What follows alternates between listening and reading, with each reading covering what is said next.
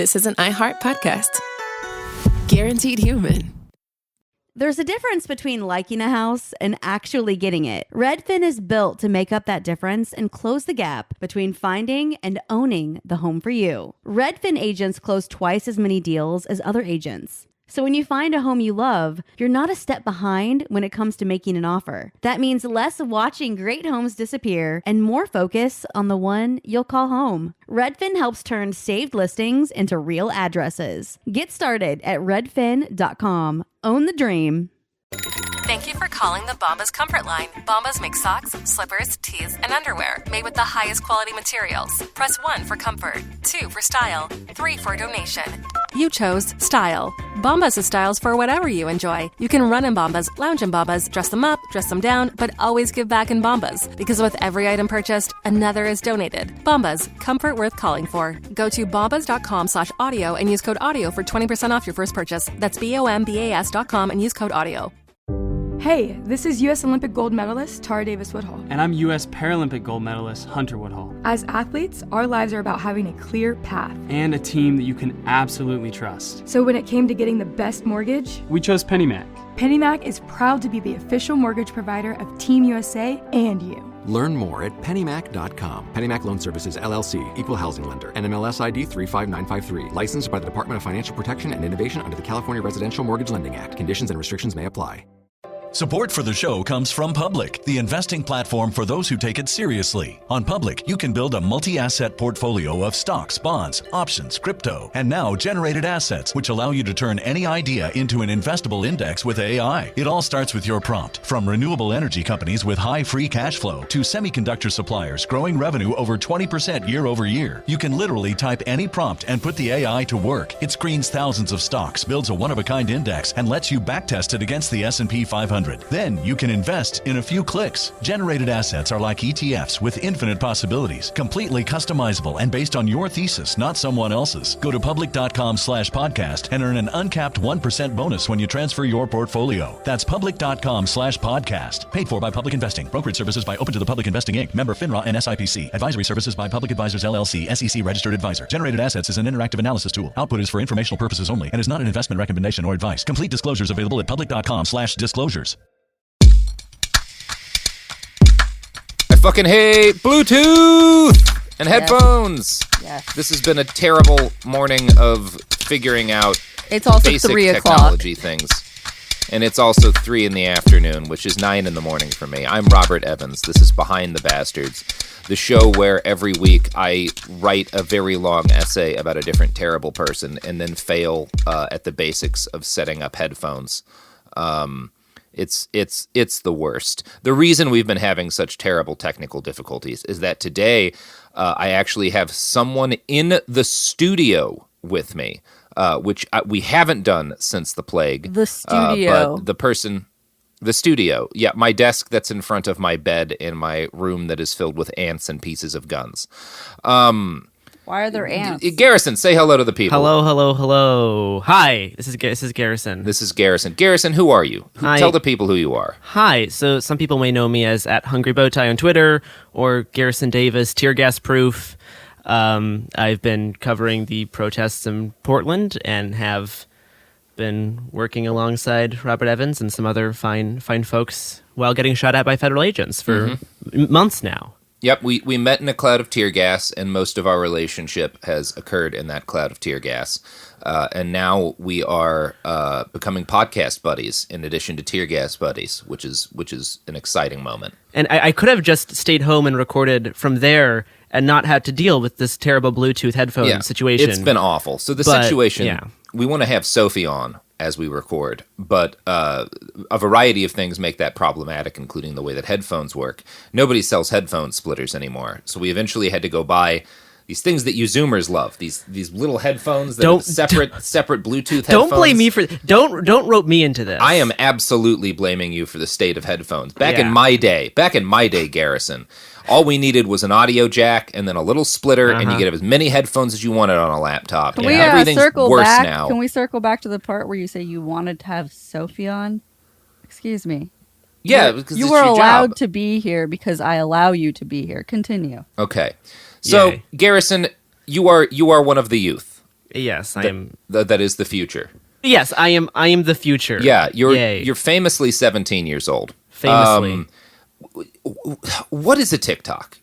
I've never had it. Is it a sound o'clock mix? I feel like that's not what the president's banning, and I feel like you're hiding your secret millennial Zoomer, whatever. Yeah, I'm 17 for another month, but I've never had a TikTok. Okay, so maybe the other thing you can explain, what is an Ariana Grande? No, It's no, a coffee God from damn it, Starbucks. Robert. You know how to pronounce her name. It's a coffee from Starbucks, right? Yeah, that sounds right. It's Okay. a flavor. Now that we've settled all these issues that the youth can teach us about the future, sorry about climate change, by the way. That's going to be a real problem for you guys. I'll be dead of many cancers by then. Thanks for that. In a year and a half. We're talking today about Alexander Lukashenko. And maybe folks don't super know about this guy, but you've probably heard about some messed up stuff happening in Belarus. He's the dictator of Belarus. So this is a very timely episode. And, Garrison, I was going to have you on to talk about Dr. Jordan B. Peterson. But considering the fact that Belarus is rising up against its dictator right now, and they're all getting horribly tear-gassed and shot with rubber bullets, and we've been horribly tear-gassed and shot with rubber bullets, I thought this would be a fun subject that also is timely. Yeah, there's a little bit of relatability there. What do you know about Belarus? Little to nothing, except they are now experiencing a lot of tear gas and getting shot at by their police. So that is probably true for basically everybody. I mean, I'll be honest. Like, I knew that there was a dictator in Belarus and that he was famously called Europe's last dictator by a bunch of American politicians. But that was about 90% of my knowledge of Belarus. Other than that, I think they have arguments with Ukraine over who does the best strange pig-based dishes, which I can't comment on. But there's some good-ass pig-based dishes. Sallow, man, fucking amazing. But they both have sallow, so I don't know. You ever had sallow, Sophie? Mm-mm. It's like guacamole made out of pigs. Oh. No. It kind of rules. Yeah, I'll take your. You're not going to get along in Eastern Europe. I'll trust you on that one, buddy. Okay, so we're going to talk Lukashenko today. Once upon a time, and by which I mean 3 years ago, he was repeatedly called Europe's last dictator by a bunch of American politicians. And now there's a whole bunch of other dictators in Europe again. So that's not really accurate. That's not true anymore. Yeah, you've got, discounting Russia, if we call them because there's always that debate over how European Russia is. We've still got Hungary and Serbia. Yeah, we have a fair amount of dictators in Europe now. There's a lot more dictators in Europe. So he's not as special as he used to be, but it is special because Lukashenko has been in power for 26 years. So throughout the whole kind of golden age, or if you want to call it that, of the the kind of height of the European Union's influence, the height of NATO's power, he was like an old Soviet-style autocrat hanging out in the middle of Europe. It's a pretty weird story. And he's not – this is going to be, I think, useful because this is in the news right now. He's plays it pretty close to the chest, so we just don't know as much about the guy personally as we do about some other figures. But I think it's still a useful story to get out to people in the moment here. So Lukashenko survived the collapse of the USSR and basically spent the whole period of capitalist democracy's victory lap, ruling over a nation of 9.5 million people. He survived economic downturns, the birth of the internet, conflicts between his nation's neighbors, and a bunch of really awkward hangout sessions with Steven Seagal. Today, though, he's obviously in trouble, and for the first time in 30 years... Yeah, we talked about this on the Seagal episode. This is the guy who gave Steven Seagal a giant carrot. That he's just out there, Steven Seagal. Just bastarding Yeah, he it sure up. is. Just occasionally kidnapping women and locking them in a... I don't want to finish that thought. Please don't. Yeah, so... no, we shouldn't. So there's a lot of eyes on Belarus right now. We should probably start by covering some basic facts because most people don't know anything about Belarus. Belarus is located in Eastern Europe. It's about as far east as you can go without hitting Russia. Its immediate western neighbor is Poland, and its neighbors to the north are Latvia and Lithuania. Okay. You could call it Ukrainian Canada, although nobody does. No one does that. No one has ever done including this Canadian. Yeah, and there's not really any comparisons to make between Ukraine and Belarus in that regard. Unless Is Canada a dictatorship, Garrison? Not really. Okay. It tries not to be. Yeah, Garrison's Canadian, so I mean, our current prime minister did not get the majority of the votes in our last election because we have a weird system that is different than the Electoral College, but has some similarities. It's weird and not great, but yeah, anyway. It's cute how both of our countries make the same horrible decisions, but just a little different shine on them. Yeah, that's nice. That's what friends do. So, if you know a little bit of history and geography, you can tell that Belarus has had a rough time of it historically, being right between Poland and Russia. Doesn't seem great. Not great. There's a lot of problems with both those countries. Yeah, not the best spot to have. Like, maybe not as bad a starting place as Germany, which is a pretty rough location to have a country. As you might gather, but like they're kind of in the middle of a lot of shit historically. In the middle of a lot of genocide. Yeah, a ton of genocide. Because next to Ukraine, Russia, and Poland, there's a lot of genocide in the adjacent area. Yeah, Belarusian history has a couple of different points where we say, and then a shockingly high percentage of the nation's entire population was killed in the space of a year. Belarus, bad place to start as a country. If you're playing like Civilization or whatever, and this is where you land, you're gonna have a rough game of it. Belarusian identity is generally traced back to kind of starting to form in the 10th century and the establishment of the Principality of Polotsk. The first Belarusians entered history largely for their ability to maintain and profit off of a trade route that connected the Vikings to the Greeks, which is part of why it's such a rough place to be, is it's like kind of right in the middle of a bunch of roads. Like if you want to get anywhere in Europe from Asia, you're going to wind up rolling through Belarus probably. And that, is a recipe for getting the shit kicked out of you a bunch. Yeah. They had a lot of ups and downs through the medieval period and spent a lot of time fighting with the Mongols, which are not a group of people you really want to fight. But eventually they won. By the 1300s, what is today Belarus had become a central part of the Grand Duchy of Lithuania. So Lithuanians and Belarusians were the same people for a while. At least that's what the historians I've read tend to say. I'm sure there's historians who will say that that's horribly inaccurate, but that seems to be broadly the consensus. And that at around like the 1400s, Belarus and Lithuanian identity started to split. And by the 1600s, that whole chunk of Europe was more or less a free-for-all of constant warfare between different kingdoms. Between conflicts with Moscow, Poland, Sweden, and the Ottoman Empire, the population of modern-day Belarus was reduced by half over the course of a few decades in the 1600s. Oh, boy. Yeah, so that's the first time a gigantic percentage of the population dies horribly. In the 1600s? Yeah, 1600s. Wow. Half of Belarus, they all just get murdered. So that's good. In the early 1800s, Belarus was absorbed by the Russian Empire and became its northwestern region. So it's like the Pacific Northwest for Russia. Oh, there's so many relatable elements here. Yeah, that's why in addition to Ukraine's Canada, Belarus's other nickname that nobody calls it is Russian Oregon. That's good because I'm both Canadian and an Oregonian. Yeah, it's this perfect. Is really, I feel a deep kinship. We should be able to identify with these people. So being in the northwest of Russia was a bad place to be for basically all of the 20th century. Yeah. And the horrific wars of that era, World War I and World War II, reduced the population of Belarus again by more than a third. By the end of they just keep huge numbers of them, keep getting anytime like you're able to say like, and then this whole region was depopulated by this massive fraction. It's not a great history. They've had a rough time of it. By the end of World War II, Belarus had spent half a century being either torn apart by mechanized warfare or recovering from being torn apart by mechanized warfare.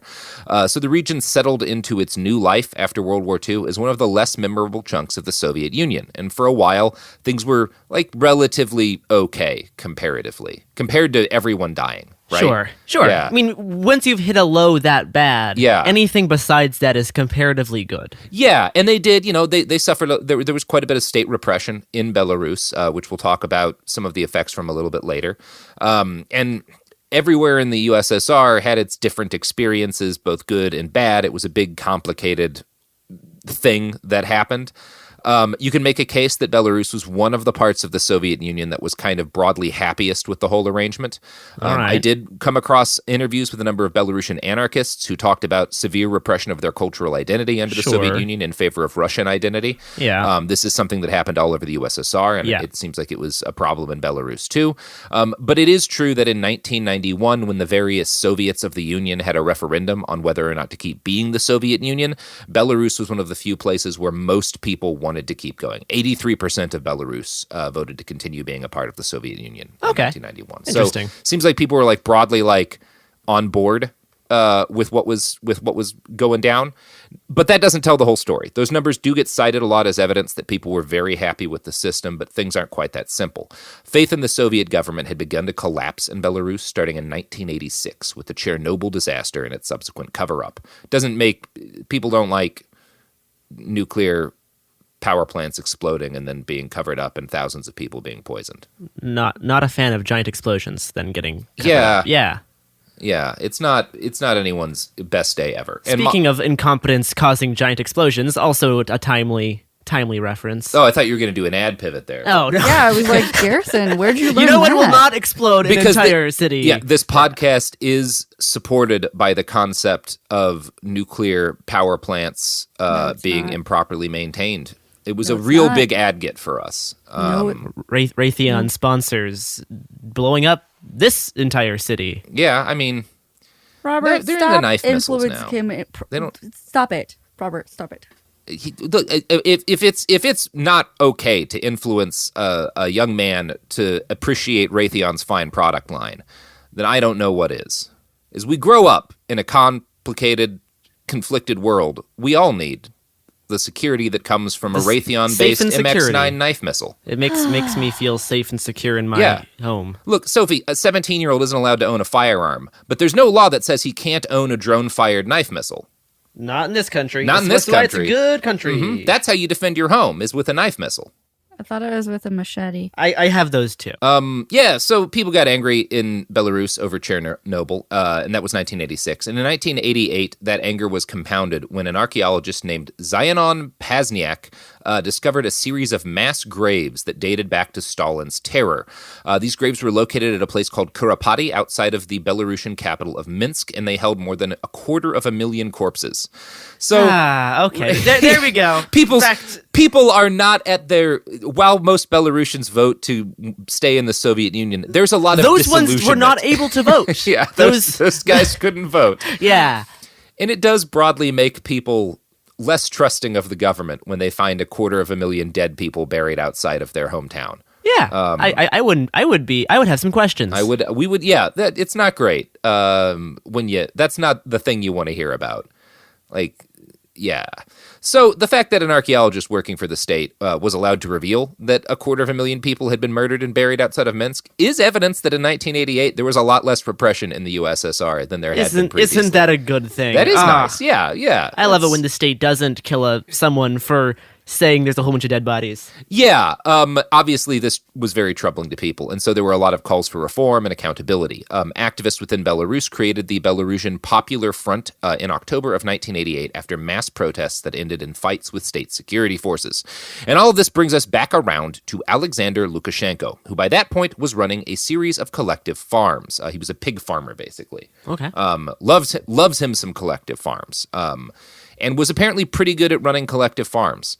And we should probably hop back in time again at this point. Alexander Grigoryevich Lukashenko was born on August 30th, 1954. And this much a lot of people agree on.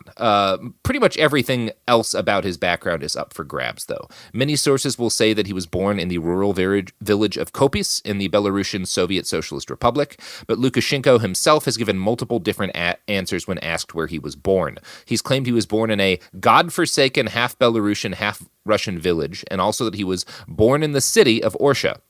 The reason for this discrepancy is simple. Lukashenko was more or less a nobody for most of his life. He was derided as just like a pig farmer by his rivals when he came to power. And there were very few public details about his early life, and that's kind of the way that Lukashenko wanted it.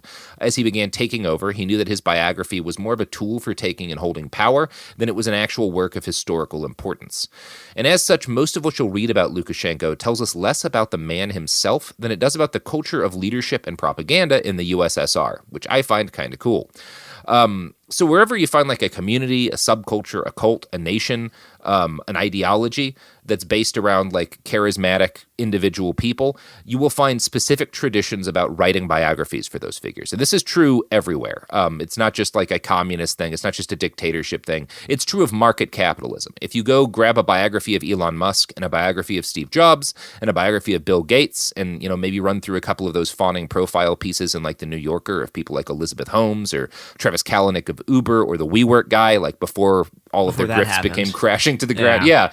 If you read a bunch of that stuff in a row, you'll notice a bunch of patterns in how all of these biographies they feel like kind of all just the same book. They are more or less. Yeah, and there's the thing, like you have to, in those books, you have to have like a period where they're working out of a garage. There's a structure. There's a structure that we like. When we learn about the people, we like consuming a certain narrative. Exactly. And they construct it. Let's Google was in this garage when it actually wasn't. It's the same thing. Yeah. Yeah, and it's the same thing if you find the books that presidential candidates sure like every presidential candidate has to publish a stupid fucking book right before they start their campaign. It's required now. Yes. And they're all the same book basically.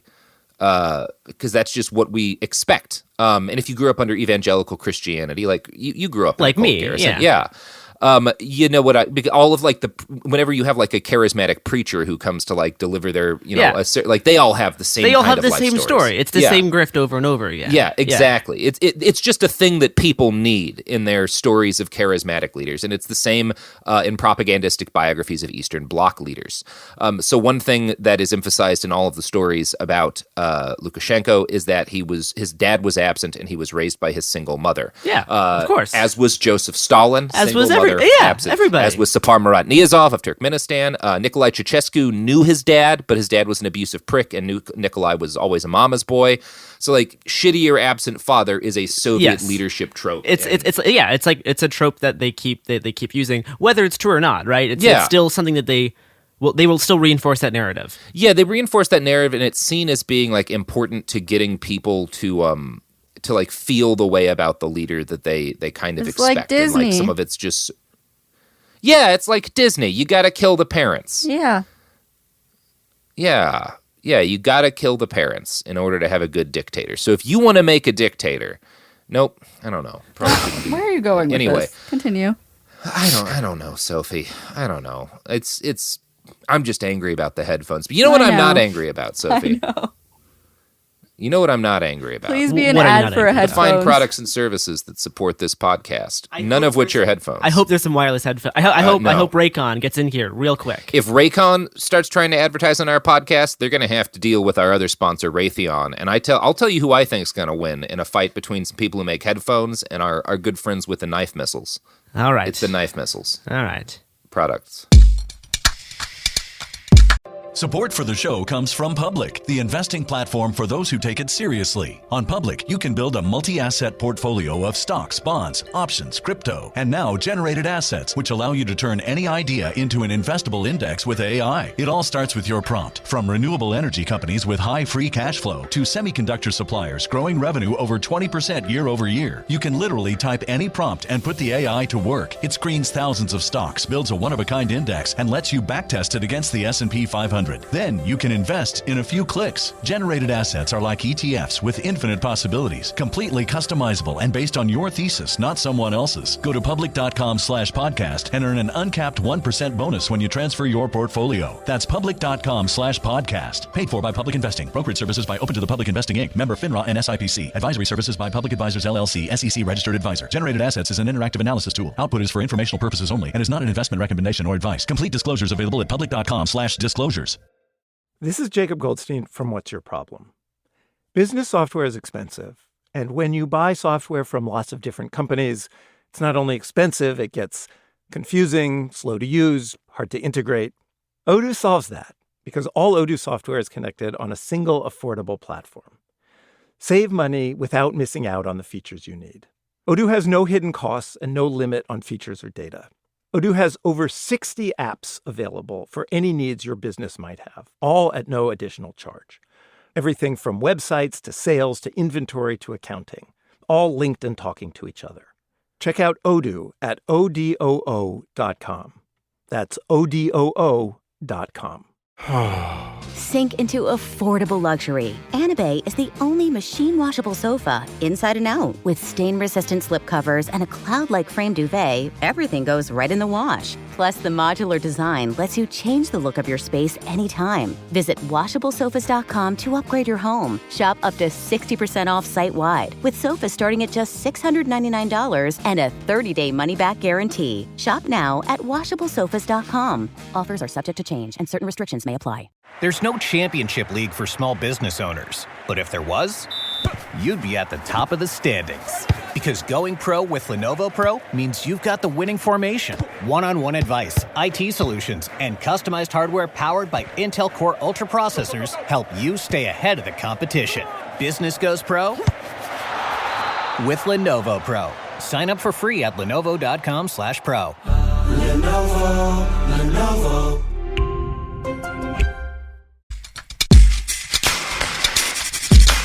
We're back! Oh, that was horrible. I accidentally made a minor adjustment to these goddamn newfangled Bluetooth earbuds. He ruined turned everything. Off the whole situation. It was horrible. We spent hours getting this set up, and he just livid. Destroyed it in a few seconds. I feel comfortable saying that Soviet Union works about as well as these horrible Bluetooth headphones in 1991. Meaning these headphones are responsible for multiple genocides. Well, not in 1991. Okay, fair. Just like, well, I mean, you could argue it's a series of war crimes in Afghanistan. Anyway, whatever. Let's continue. Whatever. Okay, so yeah, we're talking about like Soviet leader tropes and Lukashenko. So obviously, all of his biographies will point out that his dad was gone. They all will say very different things about why his dad was gone, which is I think kind of interesting. Like, it's like the Joker. Yeah, I think so. Are they like cool stories? Yeah. Like, well, like, is it like? Yeah, kind of. One of his stories is that his dad died during World War II, which is like Turkmenbashi, the dictator of Turkmenistan, had the same story. His dad died in World War II. The problem with this is that Lukashenko was born in 1954. So I love how that works out. The timing doesn't quite work. Yeah. You know. Yeah. It's like, he said it's it like repeatedly, on all those though. true crime shows when they're like, and then we found the murder, and then they're like, I was in jail at the time of that death. That's what it feels like. Yeah. Yeah, it's like that. And it may seem kind of baffling that a guy who's already in power would choose such like an obvious lie. But Lukashenko started making this claim during a different period for his regime, between 2006 and 2008, when a bunch of opposition groups rose up in protests against one of his many sham elections. Us in America have no experience with the leader in office making obvious lies about his family history. Yes. We don't know anything about that. Yes, this only happens in post-Soviet Union satellite states. Not in this country. Yeah. So, yeah, so he started lying about his dad dying in World War II a decade before he would be born, during like this period of time when he's, his legitimacy as president was being challenged and thousands of protesters were out in the streets fighting with cops. And I'm going to quote now from an article in the Journal of Folklore Research that's kind of about the different ways Lukashenko has presented himself. And it's going to sort of try to explain why maybe he made this kind of baffling call. Quote, Lukashenko sought to gain support through different means, including an established genre from the Soviet period of Belarus, folklore epics about Soviet heroes. They were often made up by professional folk singers, guided by professional folklorists to glorify Soviet ideologies and particular protagonists, Lenin, Stalin, workers of the Soviet Union, etc., who embodied them. These new epics, called novini, combined the structures and motifs of traditional epics and were purposefully recorded and published.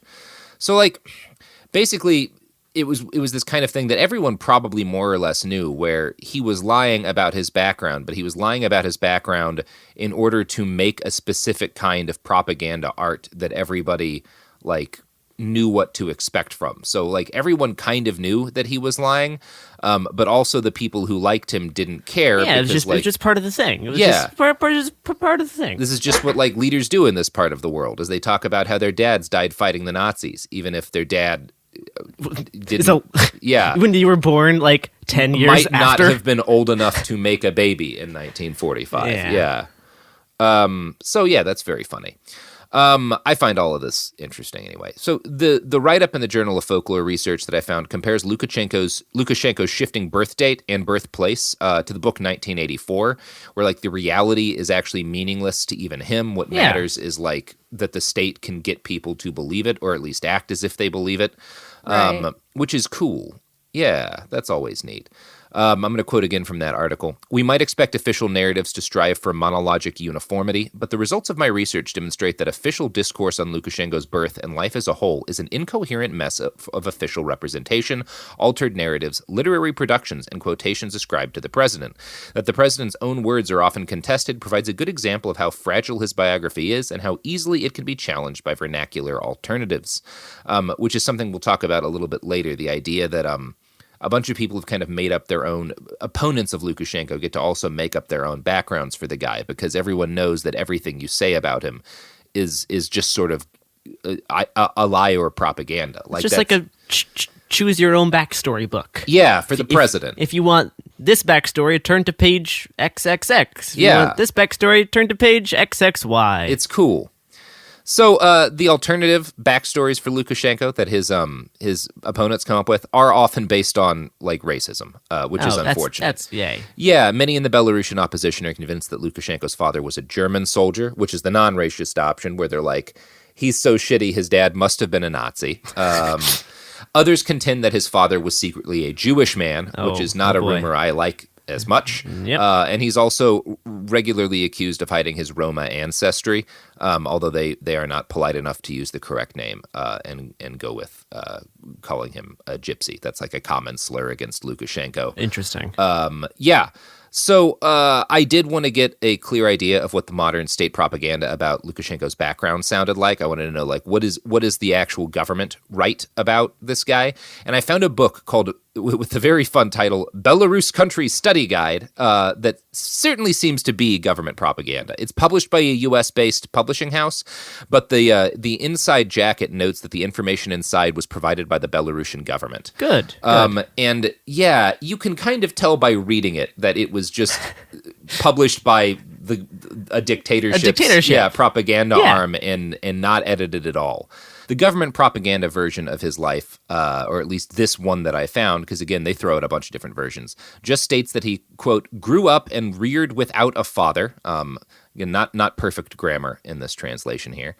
This put a considerable amount of responsibility for his family's care on his shoulders. Quote, "This is why it is logical that as early as in childhood, such qualities as perseverance, respect to work, sensibility to truth, and verity as the main bases of the human soul were being revealed. He was interestingly taking part in the social life of the collectives in which he studied or worked." The whole thing kind of reads like that. Okay, It's mostly incomprehensible. But it does have, a couple of attempts at facts in there. It notes that he served in the Soviet Army from 1975 to 1982. It notes that he became an officer in the Communist Party and eventually found himself managing collective farms. It notes that he rose in prominence. He did like a DIY bio for himself? No, it's, kind like. I guess he at least oversaw it. Yeah, I think that there's, like, at different points in his rule, he's kind of let the people putting out state propaganda know that he wants them to write different biographies for him to emphasize different things. So it's like when you have a friend who acts different around different friend groups? Yeah, but instead of that, it's like a friend who acts different around different crowds of angry Belarusians in order to, keep everybody happy. Yeah, in order to maintain power in a Eastern. It's a very European weird, state. it's a very strange quality. Yeah, it is. And Lukashenko's interesting just because, like, we actually know so little about the guy as a person, which is different. Like, I much prefer it when we have a really detailed backstory about one of these individuals, but we just kind of have really the history of the different lies that his regime has told about him.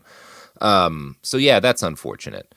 So he rose in prominence within the Communist Party throughout the late 1980s, and he developed a reputation as a firebrand, like he was an anti-corruption crusader within the Soviet Union for a period of time, and he received repeated reprimands from the party because he could not keep silent.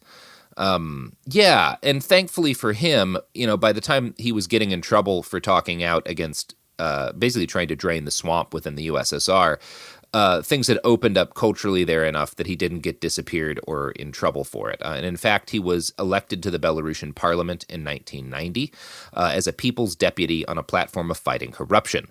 Lukashenko straddled an interesting line of criticizing the Soviet government that had managed things for decades while also opposing any breakup of the USSR. He was the only deputy of the Belarusian parliament to vote against the 1991 dissolution of the Soviet Union. Which is something he brags about today, because a lot of folks in that part of the world miss the Soviet Union. Yeah, some of the older folks are probably nostalgic for it. Yeah, and he can be I was the one guy who knew that it was a bad idea. It is a cool flex. Yeah, but at the same time, he actually got to power by repeatedly criticizing the Soviet Union and pointing out how fucked up and corrupt the government was, so he's which a is fakey. Interesting. He's a fakey. He's playing both sides. He's playing both sides. He's doing what you got to do as a politician. It's how you got to... He's a two-faced bitch. Yeah, he's pulling a Joe Biden. Yeah. Or Biden's pulling a Lukashenko. Yeah. So as the USSR fell apart, Western interests rushed in to help their former enemy transition to the world of democracy. And in practice, this meant something for most Soviet satellite states, something called shock therapy, which was this kind of theory among capitalists that as these nations sort of opened up, the best thing to do was immediately privatize every single thing in the country. And that would work, that shocking people into full-on capitalism would be a good idea for reasons that were unclear and probably based around the fact that it was extremely profitable for capitalists. Yeah. Shock therapy was not a wild success. It caused widespread economic and social turmoil and is generally seen as having been a disaster in most places it was tried. Yeah, which is why you have all those old people who are kind of nostalgic because they got their lives kind of ruined in the mid-90s. Yeah, it was nice when soulless business people didn't own our power plants and they were instead property that was held in common. Is kind of the way a lot of people feel. Now, 1990 is the year Belarus held its referendum on membership in the Soviet Union. People overwhelmingly wanted to stay, but the Belarusian Popular Front had also grown into a significant political force at that point. These are the guys who were nationalists. They want Belarus to be its own separate country. And they're also Democrats. So they want a democracy and they want Belarus to be an independent nation. Okay. And under their charismatic spokesman, a fellow named Pazniak, the BPF started agitating for Belarusian national ambitions for the first time in a generation. In that year's elections to the Supreme Soviet, the BPF won 10% of the seats. And this probably would have satisfied most of the desire for change in Belarus at this point, but happenings elsewhere in the USSR forced people's hands in the direction of national sovereignty. In August of 1991, there was a coup attempt in Moscow. It didn't work, but it led to... Yay! I mean, wait, are you pro-coup or anti-coup, Sophie? I was pro-coup. You're pro-coup. You're in favor of this coup in Moscow. I was like, yeah, it's a strong coup. stance in favor of Soviet hardliners by hardcore communist Sophie Lichterman. I just got excited over the word coup. Yeah, I mean, I always support a coup. It's always an exciting word. Yeah, we recently went through a coup with a riot. Rib restaurant. Yeah, there's a rib restaurant in Portland that had an armed coup recently. Yeah, you told me. I actually didn't enjoy that one. It was not fun. It seemed like a big mess. Yeah, and much like the rib restaurant that briefly existed in downtown Portland, the Soviet Union did not survive its armed coup, or this attempt at an armed coup. So the coup failed, and it led to declarations of independence by all of the Soviets that bordered Belarus, Estonia, Latvia, and Ukraine. By this point, the writing was on the wall. It's 1991 or 92? 91. 91, yeah. Yeah, so it's kind of... most people in Belarus don't seem to really want the Soviet Union to go away, but also just because of how fucked up everything gets and how badly it's handled. In Moscow, all of these other states in the Soviet Union start declaring their own independence, and the writing's kind of on the wall. Yeah, it's it's going to come down, so yeah. We might as well get a head start on being Belarus. So Belarus declares its own independence on August 25th, 1991.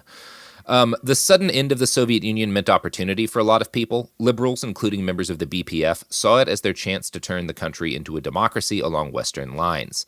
There was a great deal of resistance to this, though, and for a while the country's old-style Soviet organization remained mostly unchanged. By 1994, conservatives had been pushed into creating a new position at the head of Belarusian political life, the presidency. So everybody expected that the prime minister, a guy named Kybich, would slide seamlessly from one head of state position to another, and that he would just kind of go from being the prime minister to the president now that they had a president. But then from out of nowhere came Lukashenko. He ran a lightning campaign based around fighting corruption in the ossified old regime. And again, the guy's a pig farmer at this point, but he's a deputy, and he kind of proves himself to be a really successful rabble-rouser. His campaign slogan was, "I'm neither with the leftists nor the rightists, but with the people against those who rob and deceive them." So he's just like he's an effective politician. He's a very and he's doing a drain the swamp sort of thing. Yeah. He does one of the things that he's kind of focused on that is probably a good idea in the long run is he doesn't want to privatize Belarus's state assets. He wants to keep the economy pretty much the same way it was under the Soviet Union. And this is really the only Soviet satellite state in Europe where this happens in. Lukashenko won a democratic election with about 80% of the vote. And this is probably like this is an actual election? Count. Yeah. And it's not a fake election like the one that just happened? No, it seems like I haven't heard any real arguments that this was a faked election. And he kind of came out of nowhere. He didn't have a lot of institutional support when he won the presidency. And he's kind of a weird guy to have as your first president because for one thing, he didn't really think there should be presidents. He was not a fan of democracy. He supported immediate reunification with Russia, so he wasn't really a big supporter of Belarus being an independent nation at the start. Mostly the reason that people voted for him was his anti-corruption stances, right? Like the other things that he sort of focused on weren't as popular. Find it interesting, just reconciling that with what he is now. Yeah, it's so weird. That's odd. He changes a lot in terms of the shit he actually. But he keeps rewriting his stories, you know? Yeah, he gets to do that because he's the guy who controls the state security forces. But I'm just saying, so that's it cool. makes sense that he's so wishy-washy, flip-floppy, out of character. I think he just has a really bad identity crisis. Maybe he just doesn't know who he is. Maybe he just needs to go to therapy and find himself. Thoughts? No? Yeah, I think he should take some Molly and maybe you know. Maybe he was told he was born at a time and was following somebody else, following a different star sign when he should have been following another. We don't know. Oh, it's an astrology problem. Is that what you're saying, Sophie? I'm just saying it must be. He's following maybe the wrong he's dating chart. the wrong people because he doesn't know what his birthday is. What he could do is he could sign up for BetterHelp. Yeah, you're right. BetterHelp online counseling. That's something that he could do. Yes. If you want to stop Garrison, yourself from becoming the dictator of Belarus, the only option is BetterHelp online counseling. 100% of people who don't use online counseling become the dictator of Eastern Bloc nations. It's guaranteed to prevent you from becoming a dictator too. Exactly. It's the only promise they make at BetterHelp is that you will not become Alexander Lukashenko if you use BetterHelp. I mean, it is actually time for an ad break, though, Robert. I know. That's why I did that. I know what I'm doing. We might as well roll into ads. Hopefully. Yeah, I'm telling you, Garrison is hired. Thank you. Products. Yep. You beat me to... I did it. Bitch. My job now. All right. Support for the show comes from Public, the investing platform for those who take it seriously. On Public, you can build a multi-asset portfolio of stocks, bonds, options, crypto, and now generated assets, which allow you to turn any idea into an investable index with AI. It all starts with your prompt. From renewable energy companies with high free cash flow to semiconductor suppliers growing revenue over 20% year over year, you can literally type any prompt and put the AI to work. It screens thousands of stocks, builds a one-of-a-kind index, and lets you backtest it against the S&P 500. 100. Then you can invest in a few clicks. Generated assets are like ETFs with infinite possibilities, completely customizable and based on your thesis, not someone else's. Go to public.com/podcast and earn an uncapped 1% bonus when you transfer your portfolio. That's public.com/podcast. Paid for by Public Investing. Brokerage services by Open to the Public Investing Inc. Member FINRA and SIPC. Advisory services by Public Advisors LLC, SEC registered advisor. Generated assets is an interactive analysis tool. Output is for informational purposes only and is not an investment recommendation or advice. Complete disclosures available at public.com/disclosures. This is Jacob Goldstein from What's Your Problem? Business software is expensive. And when you buy software from lots of different companies, it's not only expensive, it gets confusing, slow to use, hard to integrate. Odoo solves that because all Odoo software is connected on a single affordable platform. Save money without missing out on the features you need. Odoo has no hidden costs and no limit on features or data. Odoo has over 60 apps available for any needs your business might have, all at no additional charge. Everything from websites to sales to inventory to accounting, all linked and talking to each other. Check out Odoo at odoo.com. That's odoo.com. Time for a sofa upgrade? Introducing Anabe Sofas, where designer style meets budget-friendly prices. Anabe brings you the ultimate in furniture innovation with a modular design that allows you to rearrange your space effortlessly. Perfect for both small and large spaces, Anabe is the only machine-washable sofa inside and out. Say goodbye to stains and messes with liquid and stain-resistant fabrics that make cleaning easy. Liquids simply slide right off. Designed for custom comfort, our high-resilience foam lets you choose between a sink-in feel or a supportive memory foam blend. Plus, our pet-friendly, stain-resistant fabrics ensure your sofa stays beautiful for years. Don't compromise quality for price. Visit washablesofas.com to upgrade your living space today. Sofas start at just $699 with no-risk returns and a 30-day money-back guarantee. Get up to 60% off, plus free shipping and free returns. Shop now at washablesofas.com. Offers are subject to change and certain restrictions may apply. Pro drivers live for race day, but for small business owners, every day is race day. That's why going pro with Lenovo Pro matters. One-on-one advice, IT solutions, and customized hardware powered by Intel Core Ultra processors keep your business on the right track. Business goes pro with Lenovo Pro. Sign up for free at lenovo.com/pro. Lenovo.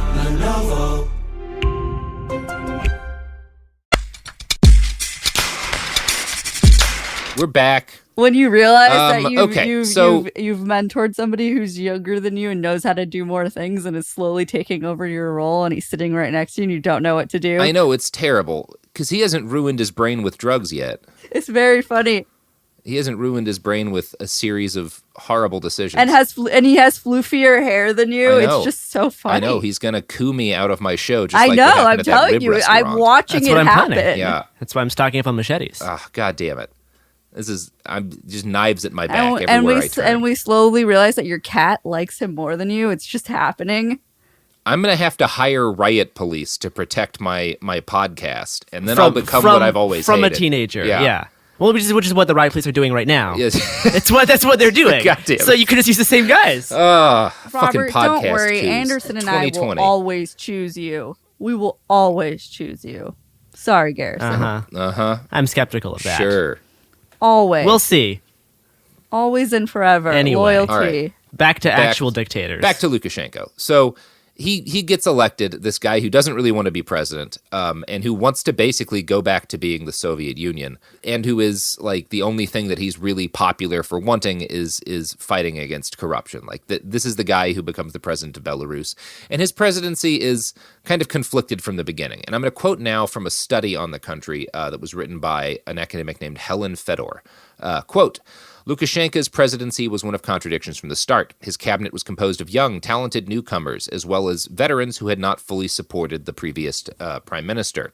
As a reward to the parliament for confirming his appointees, Lukashenko supported the move to postpone the parliamentary elections until May 1995. Lukashenko's government was also plagued by corrupt members. Lukashenko fired the Minister of Defense, the Armed Forces Chief of Staff, the head of the Border Guards, and the Minister of Forestry. Following resignations among reformists in Lukashenko's cabinet, parliamentary deputy Siarhei Antonchik, sorry, good job, Russians, read a report in Parliament on December 20th, 1994 about corruption in the administration, and this is Lukashenko's administration. So he kind of like immediately puts new people in place, and they wind up being corrupt as shit too. Although Lukashenko refused to accept the resignations that followed, the government attempted to censor the report, fueling the opposition's criticism of Lukashenko. Lukashenko went to Russia in August 1994 on his first official visit abroad as head of the state. There he came to realize that Russia would not make any unusual efforts to accommodate Belarus, especially its economic needs. Nevertheless, Lukashenko kept trying. In February 1995, Belarus signed the Treaty on Friendship and Cooperation with Russia, making many concessions to Russia, such as allowing the stationing of Russian troops in Belarus, in hopes that Russia would return the favor by charging Belarus lower prices for fuels. However, because the treaty included no such provision, there was little hope of realizing this objective.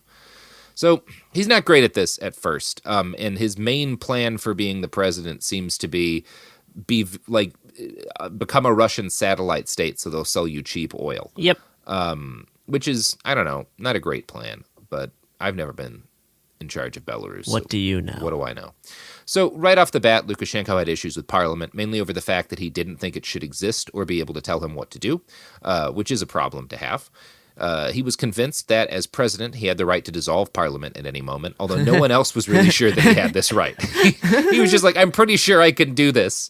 And there were disagreements, including by the parliamentarians who did not think that he could do this. So eventually, the Parliament of Belarus starts carrying out a hunger strike against the president. Oh, boy. And the protest ends when all of the striking deputies were evicted from the Parliament House in the dead of night by police, who claimed that an alleged bomb had been hidden somewhere in the building.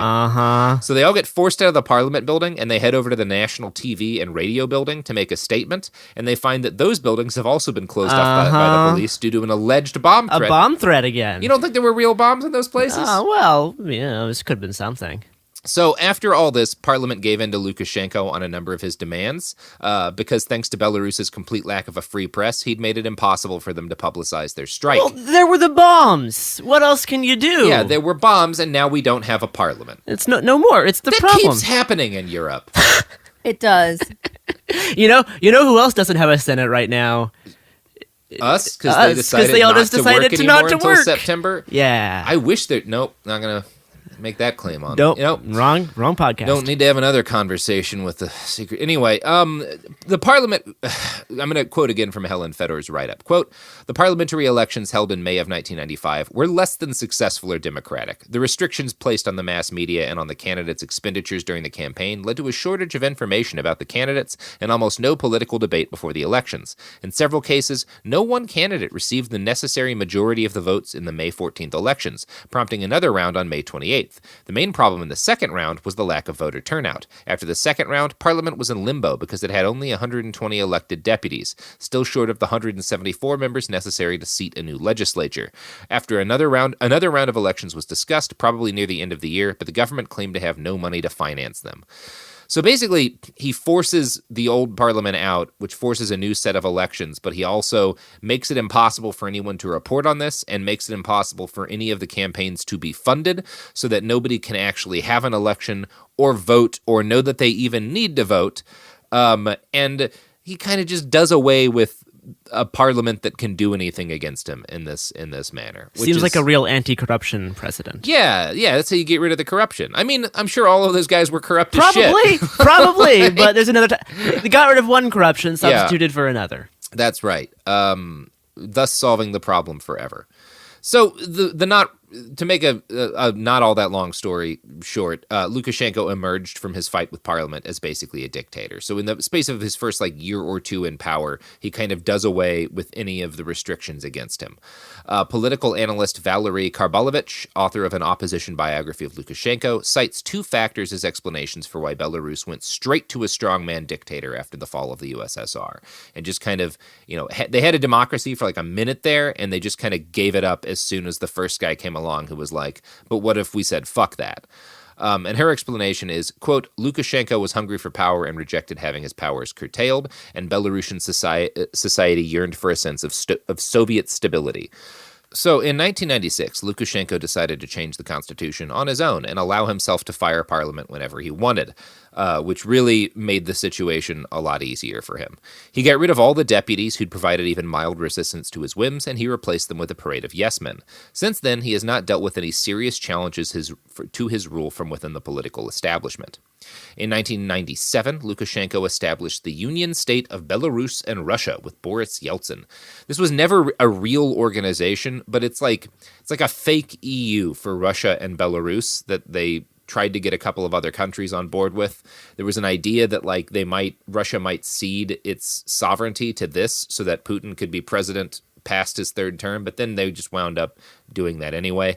But yeah, it's just like this kind of fake political organization that existed to kind of tie Belarus to Russia. And the fact that it existed gave them sort of like political cover for some of the things that like Russia wanted to do. And in exchange for agreeing to this, Lukashenko got the ability to achieve what would go on to be the only real success of his reign, which was like slow, steady economic growth and reliable payment of state wages. On paper, Belarus was a quasi-Marxist state. About 80% of the economy is controlled by the state. Some people say 60%. It's somewhere in that ballpark.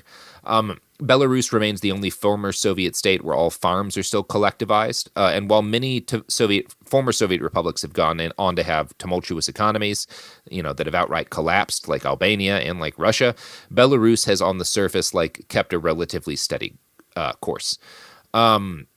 And this has basically all been due to Russian economic support. Belarus has survived by buying heavily subsidized Russian crude oil, refining it, and then selling it to the rest of Europe at a profit. This is kind of like what funds everything in or what did fund everything in Belarus.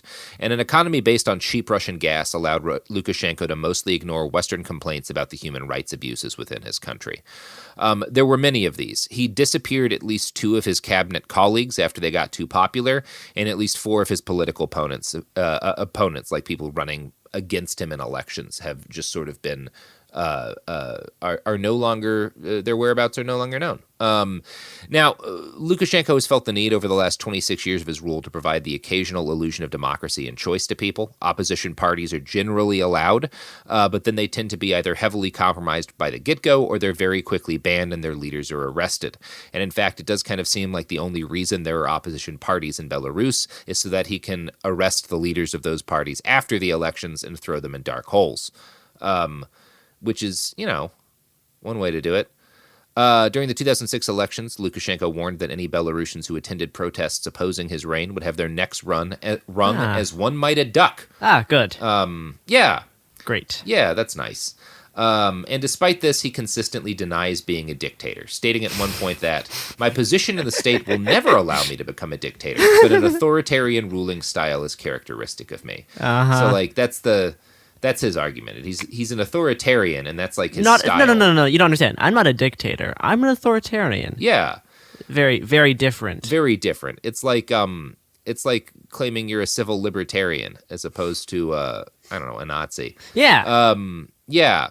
So Belarus's international political alignment has remained broadly Russia-focused for most of Lukashenko's reign. He made a point, particularly early on, of thumbing his nose at Western powers. In 1998, he bought a house in an upscale gated community in Minsk, which was shared by 25 ambassadors, including the British and American envoys. And it was nicer than most housing developments in Belarus tended to be. I'm surprised. Yeah. Lukashenko decided he liked it, and that he wanted it all to be his, including all of the other people's houses who lived there. So the British and American envoys refused to leave, and so Lukashenko ordered water, electricity, and gas cut off to their homes. When they still refused to leave, he changed the locks on the front gate so they could no longer get back inside. And eventually he got his nice compound. There you go. That's how you do it. That's how you do it. That's how I procured all my housing. Yeah, just change the locks. Yeah. Turn off all the water and gas and change the locks. Then people stop coming to the house. Exactly, and then it's yours. That's a good way to deal with the fact that nobody in your generation can afford rent. Yay. So eventually, the U.S. and England withdrew their ambassadors in protest. Lukashenko ignored this because he didn't give a fuck. But his antipathy to the West has not been consistent in recent years, nor has his alignment in Russia. After the 2006 elections, the U.S. and the EU threw a bunch of sanctions out at Belarus because, because it wasn't a real election. Yeah, and he beat them up. And then Russia invaded Georgia, and around the same time, basically 2006, Lukashenko has some sham elections, and he beats the shit out of people who protest. And the EU and the US put sanctions on him. But then Russia invades Georgia at around the same time, and he is vaguely critical of Russia. And that makes the EU and the US happy. That makes it much better. But it makes Russia angry. So they double the price of the gas they're selling Belarus. Well, you can't win it all. No, and that's he's kind of just been dancing between NATO and Russia for most of the last 10 years in particular, which is interesting. You'll see a lot of people will claim that there's a lot of suspicion that he was going to, when the protests started getting out of hand, he was going to call on Russia to defend his sovereignty. But Russia hasn't been super positive towards Lukashenko lately. And the Belarusian government actually arrested a bunch of Russian mercenaries at the whole start of things. So it's it's a pretty complicated situation because you also have people who will be like, oh, this uprising in Belarus is just orchestrated by NATO to try to remove another, a good old-fashioned socialist leader from Europe. And it's well, actually, there have been periods where NATO was kind of okay with Lukashenko, and it's much more complicated than all that. Yeah, it doesn't seem super straightforward. No, he's basically he's kind of a cock tease. That's Lukashenko within the context of European politics. Is he'll flirt with Russia a little bit, and then he'll run over to the U.S. to make Russia jealous, and then that's just kind of how things have gone. We can make a great soap opera. Yeah, Gone with the cheap Russian unfiltered gas. I don't know. Yeah. So this dance has continued irregularly for the last 15 years. And you might look at Lukashenko's position in the new Cold War era as similar to positions taken by a bunch of African and Middle Eastern nations during the old Cold War, where they would kind of try to play both sides. The Bush administration gave Lukashenko his last dictator in Europe nickname in 2005. But after 2006, Western powers were a lot more careful about how they referred to him. And Lukashenko threw them raw meat too, releasing his nation's most prominent political prisoner, Alexander Lukashenko, from prison after his 2006 conviction for hooliganism for leading a demonstration that protested against a rigged poll. Hooliganism is how most Belarusian political opposition leaders wind up getting charged with. This is just we have felony mischief. Exactly, felony mischief. Don't call good. it that, guy. At least make it sound like a serious crime. Felony mischief. Yeah. Hooliganism. And again, he was still the guy that he was. So as he releases this prominent political prisoner to make the West happier, he also detained 20 independent journalists after a series of cartoons making fun of him showed up on the internet. So I don't know. He's continued to be the guy that he is. Now, the clearest shortcut to guaranteeing a government response in terms of being an activist, because it's always been kind of weird, what the state would respond to. As a rule, Belarus would allow protests, but would always punish the people who organized them. But he, for years, actually got a lot of political mileage out of attacking the United States and the UK for tear gassing crowds, because he was well, we don't have to do that in Belarus because we just torture and murder the people who organized the protests. How things have changed. Yeah. And he also tear gassed. And he also tear gassed them. Yeah, absolutely. Good. Sure. Absolutely. If there's no media, that doesn't have to get out. So... Yeah, there were a number of other kind of weird rules that the media had to abide by in Belarus. Television stations in Belarus have been ordered on pain of arrest and presumably torture to never film him from behind. That's good. Yeah, and this started because he went bald in the mid-aughts, and he didn't want his bald spot to be visible. I think he's bald enough now he has a comb over, so I don't know that rule is still in place because it's very obvious. But yeah, he would imprison you for showing that he was bald for a while. And it's probably fair to say that if you're gonna rank dictatorships, Belarus is pretty low in terms of Like if you're gonna make a list of like which dictatorships have been the worst to live under, I guess it's one of the better ones. Like the level of repression, you wouldn't really compare it to like North Korea, so to speak, or to Syria. Like in Syria, they have their secret prisons where they torture people, and they killed tens of thousands of people in those prisons. In Belarus, they kill a handful, and they do eventually let most people go. So, you know, not great, but I guess it could be. I don't know. I don't want to say that either about a horrible dictatorship. You know, it's just that's where they land on the worldwide things. Like you get information out of Belarus. People are able to report on things, but you also never know if reporting on something happening in Belarus is going to get you beaten and tortured by state authorities. But it might not. It could not. Yeah, it could not. I love the uncertainty of if I'm going to get abused by the state for doing journalism. That's what makes it a good place. Favorite part of journalism. Yeah. So, and again, for most of this period, like Lukashenko, there would be kind of regular frustration with aspects of state repression, but most of the country was kind of on board with things just because, like, things were pretty stable. There was, like, slow, steady economic growth. Belarus kept enough of the old Soviet-era institutions around to ensure that social inequality remained very low. Belarus has one of, like, the lowest levels of social inequality of any place in the world. So you didn't see a lot of like regular people on the street. Nobody was really rich.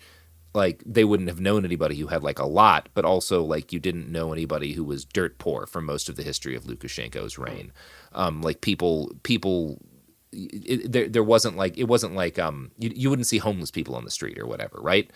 And so people were like, well, at least things are stable and we don't have to worry about like all of these. Cause like you look over at Albania and a bunch of other places that like experimented with capitalism suddenly in the 90s. And they wound up like people lost everything and wound up on the street. And like that didn't really happen in Belarus. Okay. So that helped him like maintain popularity. And they were still kind of quasi-Marxist for a little bit. Yeah, aspects of it. Like it's one of those things where people, actual Marxists and stuff, will point out like a bunch of ways in which that actually is not the case. And really? People pointing out differences between Marxism. Really? Yeah, I'm shocked. But yeah, broadly speaking, life in Belarus continued on from under Lukashenko pretty similarly to how it had been under the Soviet Union. And that is in the good ways, in that like people continued to be able to benefit from sort of some of these state institutions that got taken away in other parts of Eastern Europe, and in the bad ways, in that like there was still massive political repression and no real like freedom to you know, pick your own political leaders or whatever. Early on in his reign, Lukashenko earned the nickname Batka, which means father, and that's broadly how he's attempted to portray himself ever since, as like the father of the Belarusian people.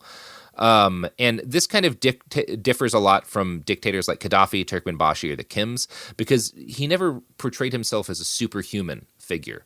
Like he preferred to kind of the image he seems to prefer himself is like as a farmer. So there's a lot of propaganda about how Lukashenko, you know, as opposed to like the what you hear from like the Kims, where it's like, oh, they built a rocket ship, you know, or whatever. They invented the game of golf. With Lukashenko, the stories that they tell about him were like, he went to a collective farm and saw that cows were being abused, and so he fired his minister of agriculture to like make sure that cows are taken care of now in Belarus. He's like the father farmer. That's kind of that's the image he tries to put out. Yeah, that's sort of like farming dad is the way Lukashenko wants to be known. And it's like worth like when Steven Seagal visited, like they went and hung out at a farm and Seagal had to eat gigantic carrots that Lukashenko pulled out of the earth. Good. It's a weird video, very awkward. So it's probably accurate to say that Lukashenko never really had a cult of personality like most dictators we talk about. It's just not something he really went for. And I'm going to quote now from an article in Politico about this. It cites an expert on Belarus named Lukashenko. Quote, "On the face of it, that's a weakness, but Lukashenko argues it differently. Ideology," she writes, "is one of the most successful undertakings by the Belarusian leader. Unlike traditional Soviet ideology, though, it does not consist of truths but attitudes, principally feelings of security and pride. Belarusians are constantly reminded by the state propaganda machine that the outside world is dangerous, whereas life in Belarus is enviably calm and well protected. Wages and social payments are on time. There is no terrorism, no political upheavals as in Ukraine or Georgia. The constant struggle by authorities against external external and internal enemies is not just successful, but grounds for pride.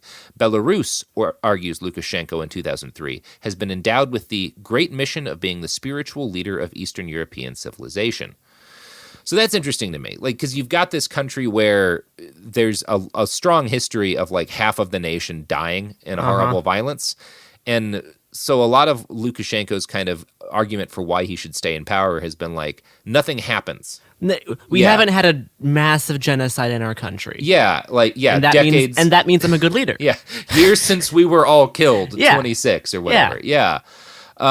Which is, I guess one thing. So yeah, again, no real cult of personality for Lukashenko, but he has had some songs written about him. And his favorite is a ditty called Master in the House. And it includes, I don't know how to sing this to a tune, but here's the English translation of kind of the most relevant chunk of the song. He is a hard nut to crack. He wouldn't teach you anything wrong. He can call everybody to order. He is really cool. He can easily redress all grievances. He is reliable and calm. That is a good ditty. That's a good ditty. Yeah. I love it when people can easily redress all grievances. But like also you see that like he's kind of a boring dictator in a lot of ways. It seems kind of the only way he's gotten some support is just he's just kind of boring. Yeah, that's like what people like about him because things have been so tumultuous. That's what people liked about him, I think. Like, in some places you need to have like the dictator is, holds up the sky and is the only thing keeping, the Western hordes back, or he invented all these wonderful things. In Belarus, it's like he's calm. He's reliable. He keeps everybody chill. Yeah. So the rest of the song goes on for a pretty considerable length of time. Anyway, it's he's a weird guy. He's kind of hard to get your hands around, and he's definitely not the kind of colorful figure that we tend to cover on Behind the Bastards. He is a terrible dictator who's suppressed a lot of people very violently, but he's also just like kind of a boring middle manager. He seems like a boring dictator. Yeah, he's kind of a boring dictator at the end. I found a quote from him, another quote from him, where he kind of talks about himself as an authoritarian from an August 2003 interview, where he says, again, an authoritarian style of rule is characteristic of me, and I've always admitted it. And then notes, you need to control the country, and the main thing is not to ruin people's lives. Which is a really self-aware thing for a dictator to say. It's like, as long as I don't fuck people up, people will support me. They're going to keep letting me be a dictator as long as I don't do something massively terrible. So, in part 2, we're going to talk about the time Lukashenko did a bunch of massively terrible things that made people not want to support him as a dictator anymore. But first, this episode's over. Garrison, do you want to tell people where they can find you on the internet before we talk more about Belarus? Yeah. If you want to see me talk about protests and getting shot at by police and federal agents, you can go to my Twitter @HungryBowtie, hungry as in the accessory, not the country. That's where most of my stuff lives right now. I'm working on a few other things. But yeah, mainly my Twitter right now. So follow Garrison's Twitter, tweet things at him. Fill up my mentions with anything that's legal. Yeah, that's legal. Follow me on Twitter and fill my mentions up with anything that's illegal. That's how it works. Crimes to me, laws to Garrison. That's how the Twitter goes. Yeah, you're at the I rights, all right. Yeah, that's more or less. I write, at I all write, right. okay. That's the thing. So the podcast is over. You can find us on the website at behindthebastards.com. You can buy T-shirts. We have masks that will cure your diseases. The FDA approved, 100% guaranteed to cure all diseases. Which, I thought this was a fake ad for you until I saw one of these masks in person a few days ago. I'm like, oh no, these masks are real. This isn't just a joke you do at the end of the podcast. No, they're You're real, actually selling these. Yeah, they're real FDA-approved masks that prevent all diseases. Yeah. And if the FDA has a problem with me claiming that, then they can come. They can attack T Public. Yeah, they can attack T Public's mountaintop compound with a basement full of children. Bring it on, FDA.